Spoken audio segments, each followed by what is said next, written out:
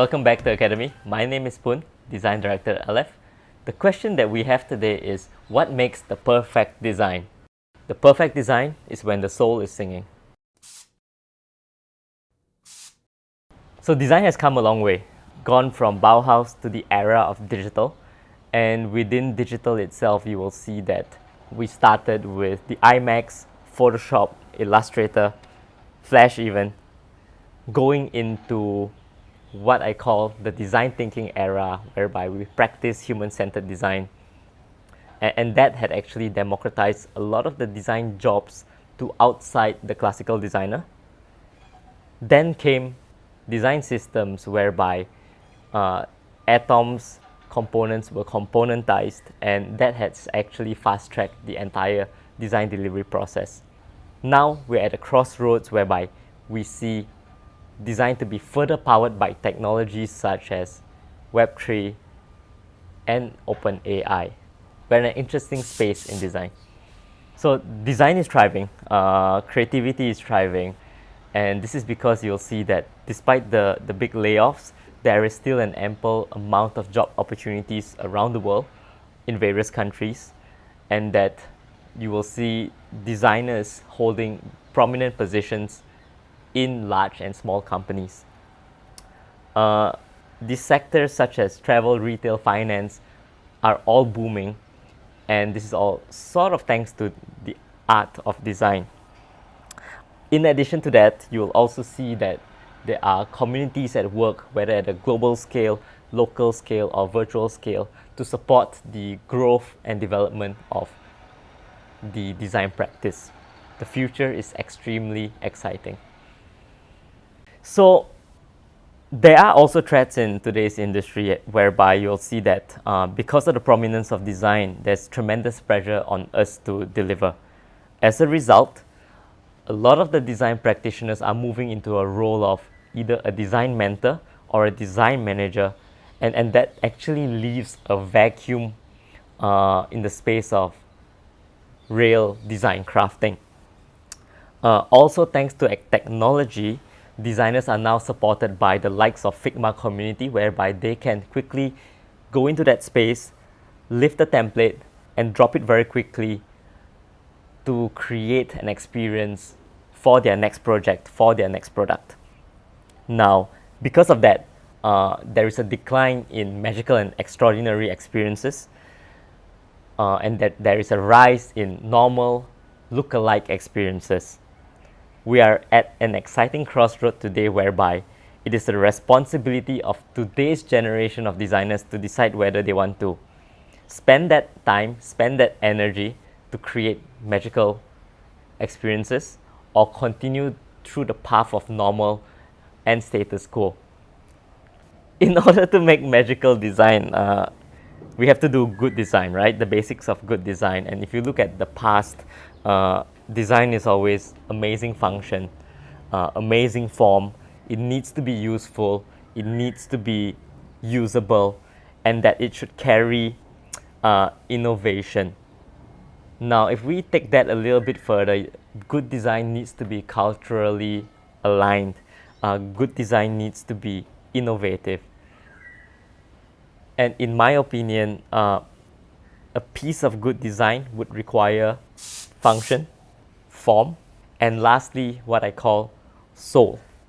Now, we can break soul down into two pieces: purpose and the creator's vision. Let's take a step back and let's look at this in the context of interior design. Today, everyone can claim to be an interior designer.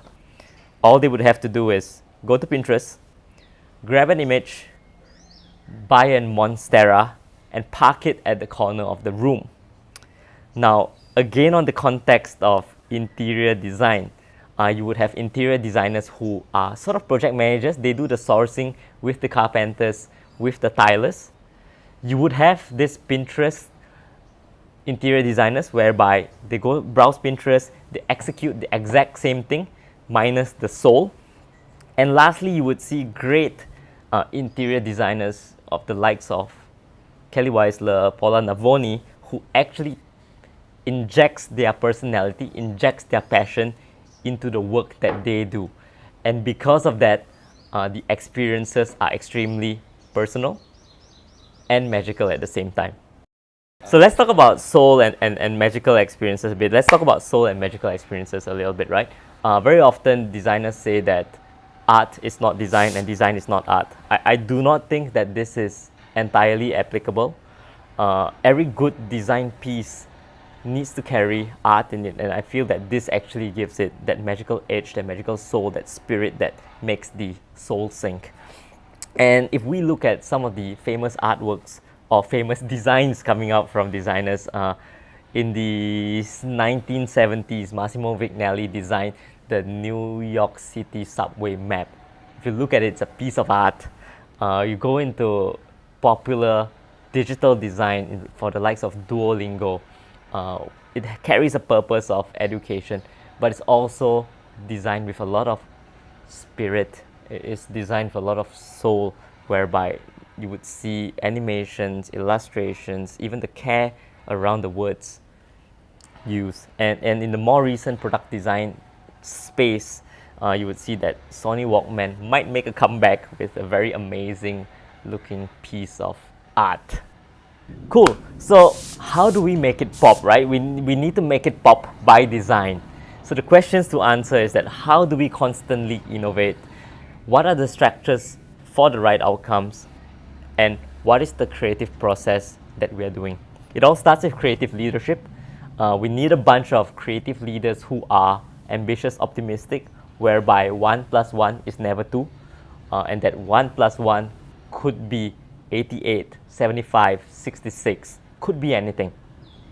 With that, we have to create the right platforms and cultures for our design teams and constantly urge them to continuously experiment, continuously collaborate, and in this collaboration express themselves and feel the joy of making and dare to pursue something that has never been created before. Design is not status quo. Now, this has to be informed by research, but never designed by research.